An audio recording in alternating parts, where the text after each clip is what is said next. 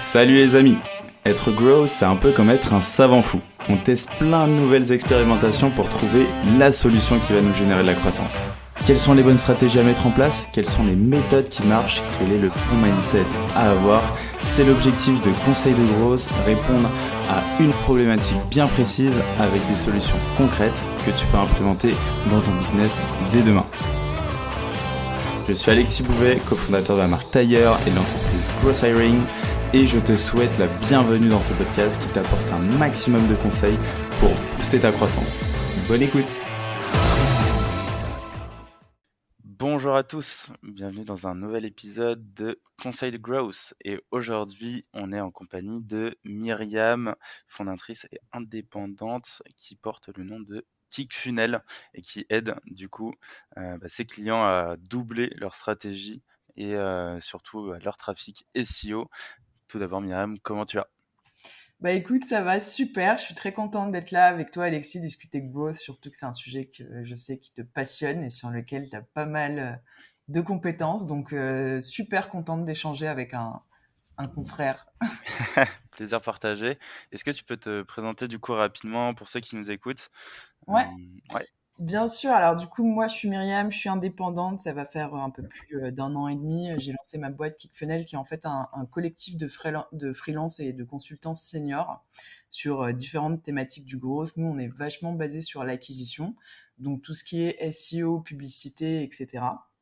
Moi, personnellement, je suis spécialiste et passionnée du SEO, même si j'ai un peu touché à différents leviers.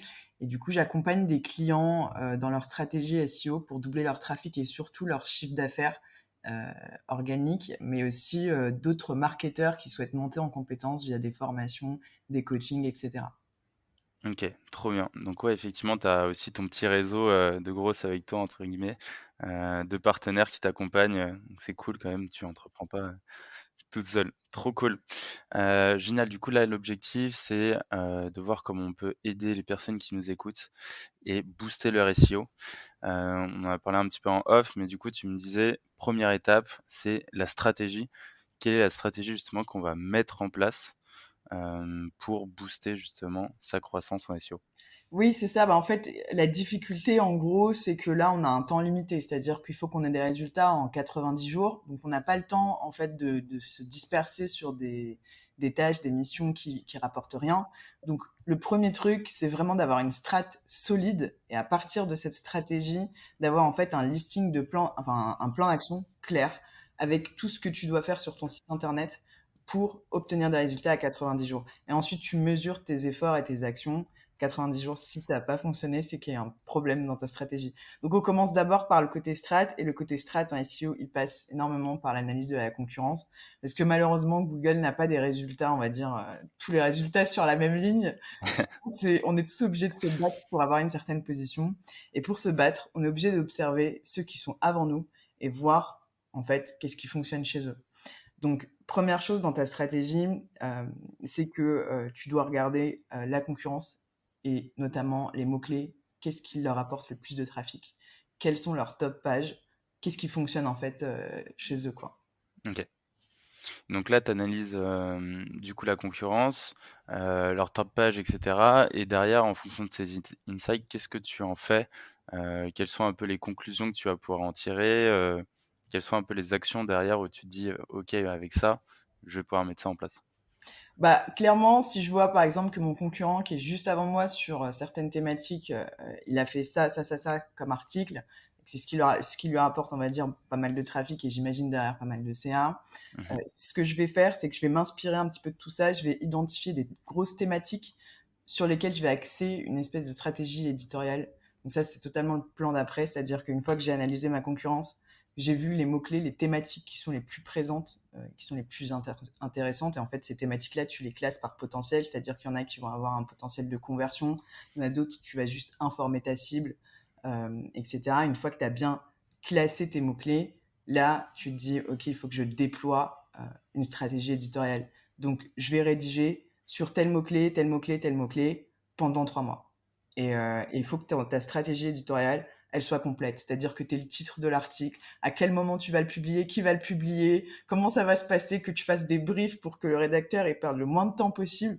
Parce Mhm. que, en vrai, 90 jours en SEO, c'est ultra serré.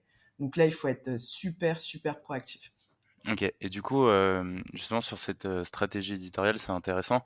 Est-ce que toi, tu mets en place une stratégie de cocon sémantique où du coup, tu vas avoir du maillage interne, etc., entre les articles, ou c'est vraiment on bombarde avec plein de contenus pertinents.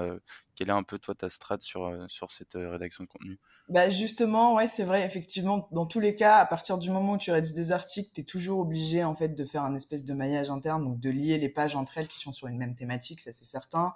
On va dire que le cocon sémantique, donc au sens où on l'entend certains consultants SEO, Mhm. c'est quelque chose de beaucoup plus, on va dire, chronophage et c'est quelque chose qui fonctionne super bien. Mais on va dire que le cocon sémantique, pour moi, je pense que c'est ultra approprié sur des thématiques qui sont très concurrentielles.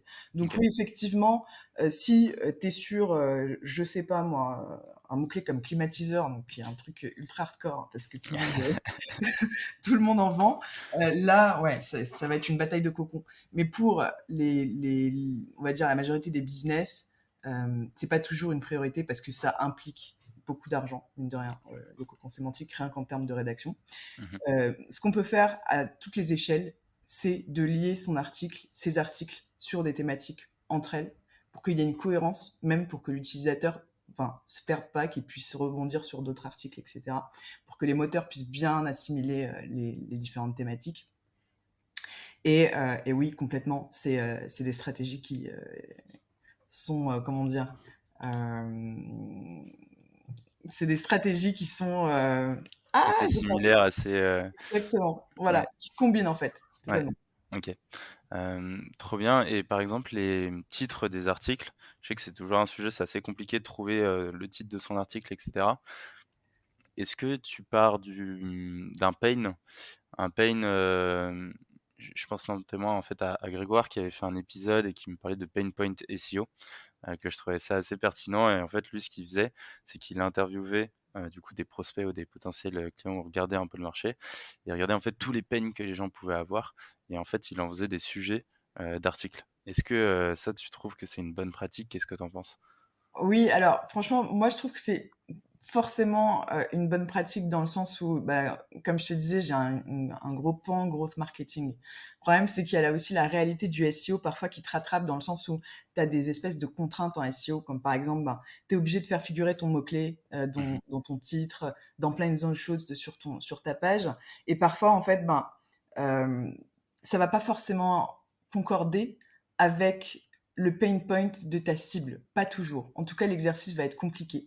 Ce qui fait que même si dans le titre, on va dire que tu vas pas l'attaquer directement par son pain point, tu peux l'attaquer au sein de l'article, justement, en commençant par exemple dans l'introduction, en disant est-ce que toi aussi, je sais pas, tu as le sentiment d'avoir du mal à faire pousser tes cheveux, ou je sais pas. Et ensuite, là, tu déroules en disant, dans l'article, on va parler des différentes solutions pour régler ce fameux pain point. Je dis juste que parfois, on a envie de tout faire. On a envie d'adresser le problème. On a envie de mettre du copywriting. Ça, tu vois, j'ai toujours rêvé de faire mhm, des articles SEO copyrightés. mhm. Mais tu as la réalité robot, Ouais. la réalité utilisateur. Et je pense que les meilleurs contenus sont ceux qui arrivent à doser, en fait, sur les Mhm. deux. Ouais, qui arrive à faire varier un peu les plaisirs. Exact. Là, on est sur une timeline qui est assez courte. J'aime bien la promesse de 90 jours.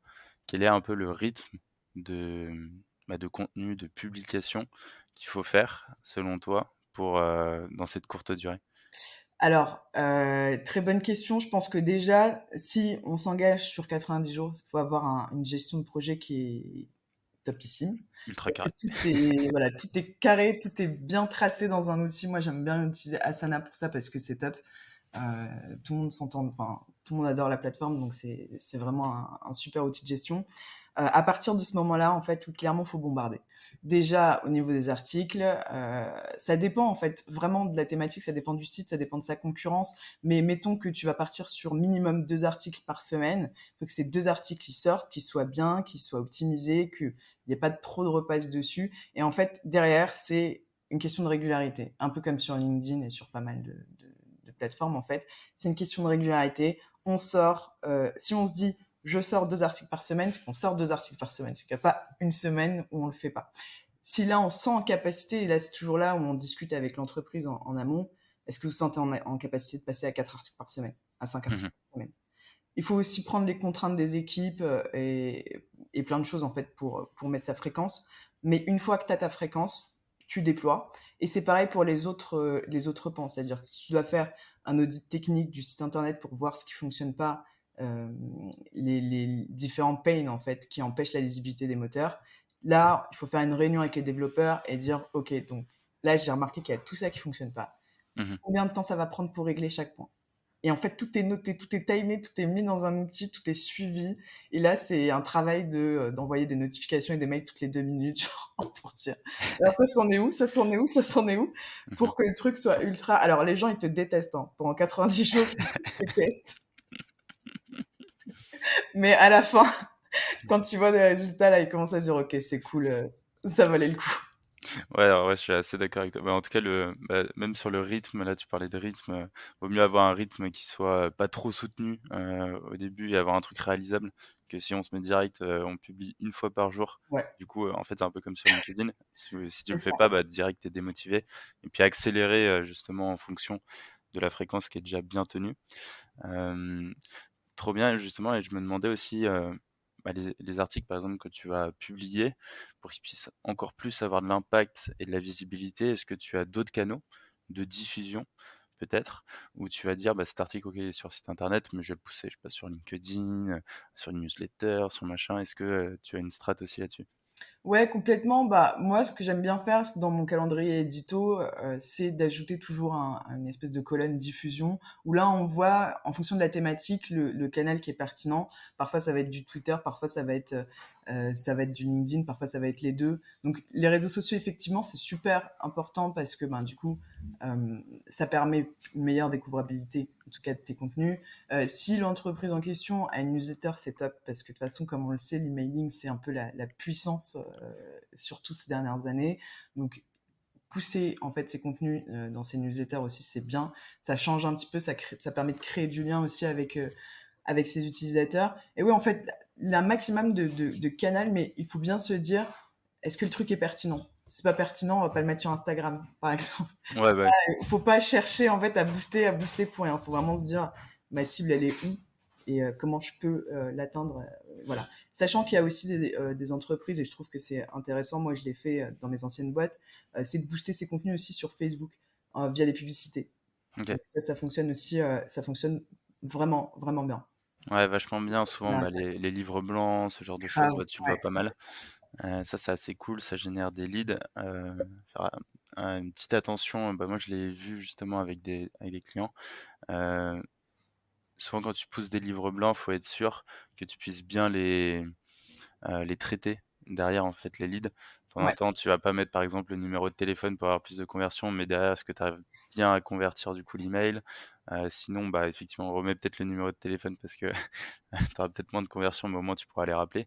Donc voilà, Ouais. vraiment avoir ce suivi d'après-lead, quand même assez intéressant. Ouais, c'est clair, c'est clair. Surtout via les réseaux sociaux, via Facebook, etc. Parce que c'est des canaux qui sont réputés malheureusement pour avoir beaucoup de leads non qualifiés.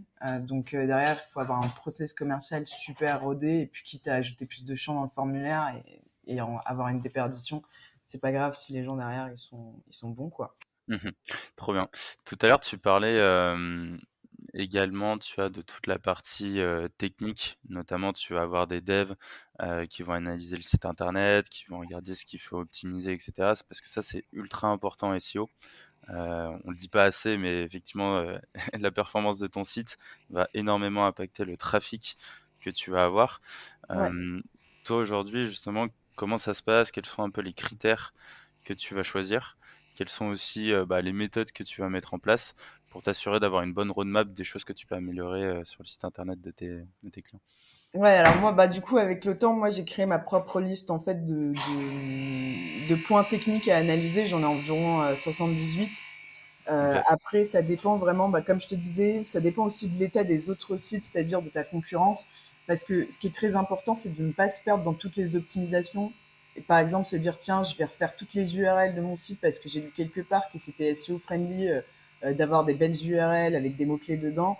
Si Ouais. tu sais que derrière, ça va prendre beaucoup de temps, que derrière, il va y avoir un risque parce que forcément, tu vas modifier les URL. Donc, il y a un moment, ton trafic, il risque d'être en péril, le temps de Mhm. prendre en compte les nouvelles URL, etc. En fait, ce que je pense, c'est que il faut vraiment regarder les autres et se dire, et regarder aussi sa propre entreprise, regarder ses ressources et voir qu'est-ce que je peux faire, qu'est-ce que je peux prioriser, quelles sont les actions qui vont me rapporter le plus en un moins d'investissement possible.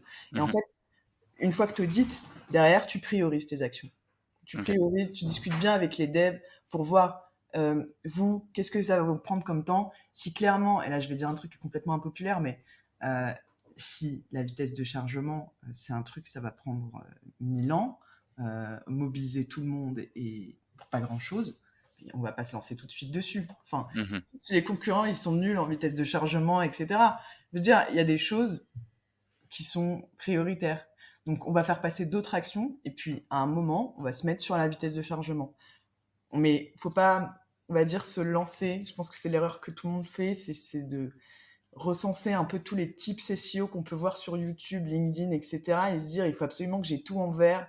Comme tu Mhm. sais, quand tu t'installes le plugin Yoast et que tu veux absolument que tout soit en vert, Ouais. euh, non, c'est vraiment pas ça. Faut prendre en compte toutes les contraintes et prioriser.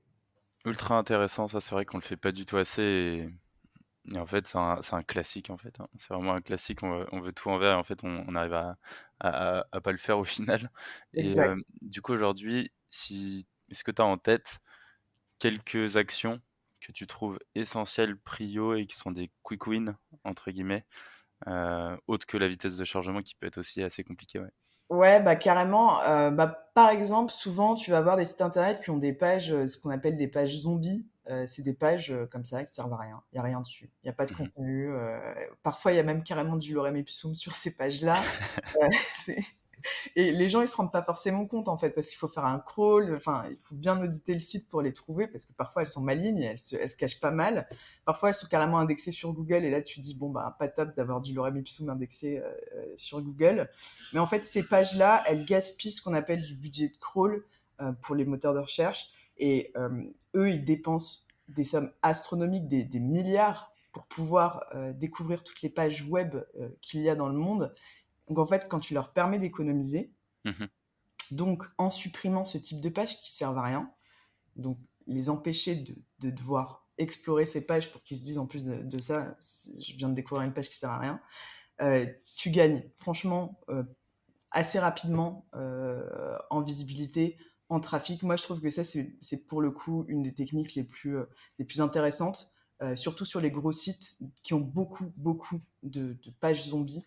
Les Mhm. identifier et les supprimer, ou les rediriger, ça dépend, c'est du cas par cas. C'est quelque chose quand même qui, voilà, c'est une action SEO qui ne déçoit pas. Après, t'as plein d'autres techniques en fait qui te permettent d'avoir des résultats rapides, comme par exemple twister, faire des tests sur tes titles, faire des tests sur tes métadescriptions, des choses comme ça. Euh, voilà, ça c'est en général, ça te permet d'améliorer le taux de clic, ça te permet d'améliorer facilement ta visibilité et identifier par exemple tes mots-clés qui sont en page 2. Mhm. Et ensuite, là, mettre un plan d'action pour les pousser vers la première page. Après, voilà, ça dépend vraiment du positionnement parce qu'à chaque fois, le plan d'action change.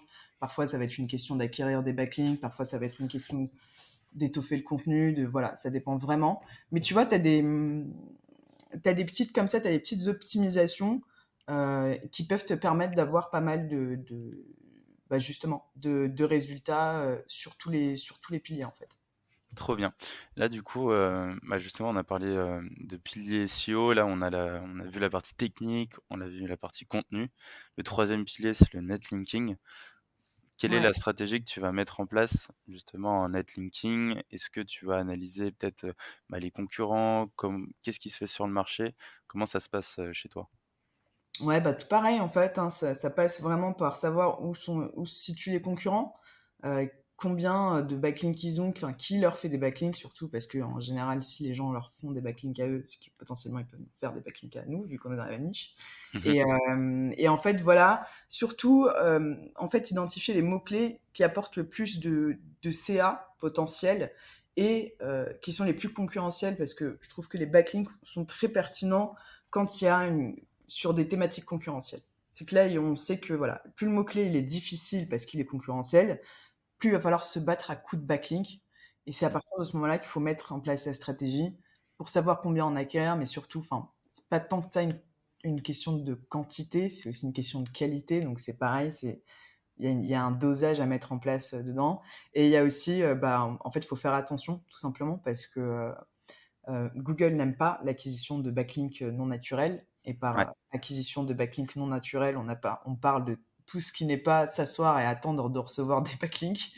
Donc forcément, il y a des petites choses, il y a des précautions à mettre en place pour éviter justement de se prendre une sanction. Ok. Est-ce que tu préconises de passer effectivement par des agences spécialisées dans le backlink qui vont faire un peu peut-être de la masse et t'en choper pas mal, etc. Ou de le faire un peu toi de manière assez organique en contactant les gens un à un, mais au moins tu as des trucs assez naturels.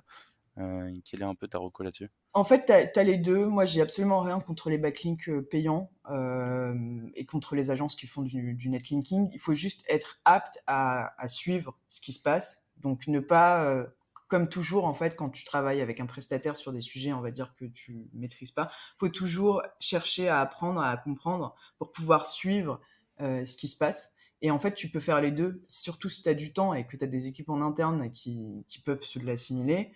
Faire de l'outreach, contacter des blogs, des sites de manière organique et leur dire est-ce que vous pouvez me faire un lien, clairement aussi c'est top. Mais on va dire Google a du mal à reconnaître un payant un backlink payant d'un backlink gratuit pour le moment. Donc on peut faire les deux, mais c'est surtout on va dire il faut surtout savoir reconnaître un bon backlink. S'il y a des gens qui payent beaucoup d'argent dans des backlinks qui servent pas à grand chose, donc savoir les reconnaître, comment il est, savoir aussi se dire qu'est-ce que je vais utiliser comme encre pour ce lien-là, et en fait t'as toute une stratégie en fait justement derrière pour passer sous le radar et t'assurer d'avoir des backlinks qui sont vraiment des qualités, quitte à ne pas en avoir 100, mieux vaut en avoir 10 ultra quali que 100 tout pourri, quoi. Ouais, totalement d'accord. Trop bien, génial. Myriam, franchement, on a fait un très beau tour là de tous ces piliers SEO. C'était trop cool. Il y a une dernière question que j'ai l'habitude de poser et du coup que j'aimerais savoir, c'est est-ce que tu as un dernier conseil d'amis pour ceux qui nous écoutent? Oui, le dernier conseil d'amis, là je vais radoter, mais c'est le plus important. C'est franchement créer une stratégie. Mettez en place une stratégie. Sinon, vous allez vous perdre. Vous allez vous lancer dans des chantiers qui vont vous faire du temps, de l'argent, qui vont énerver vos équipes, principalement les développeurs. Donc, clairement, il faut avoir une stratégie rodée, savoir où aller et éviter de perdre du temps dans des trucs qui servent à rien. C'est pas parce que vous l'avez lu quelque part que c'était stylé de faire ça, que ça s'applique forcément à votre site, à votre situation actuelle, en fait. Donc, allez-y à fond, mais allez-y avec un vrai plan d'action et des priorités. Et des priorités. Magnifique. C'est ça. Génial, Myriam. Merci à toi en tout cas, c'était trop cool. On se dit à très vite et je te dis ciao. Ciao, merci. Salut, ciao. Salut. J'espère que cet épisode t'a apporté de la valeur. Si tu veux me motiver et me soutenir pour faire encore plus de contenu, tu peux mettre 5 étoiles sur Apple Podcast et me confier tes problématiques en commentaire. Tu peux aussi le partager autour de toi si tu penses qu'il peut aider. On se retrouve la semaine prochaine pour un nouvel épisode. En attendant, prends soin de toi.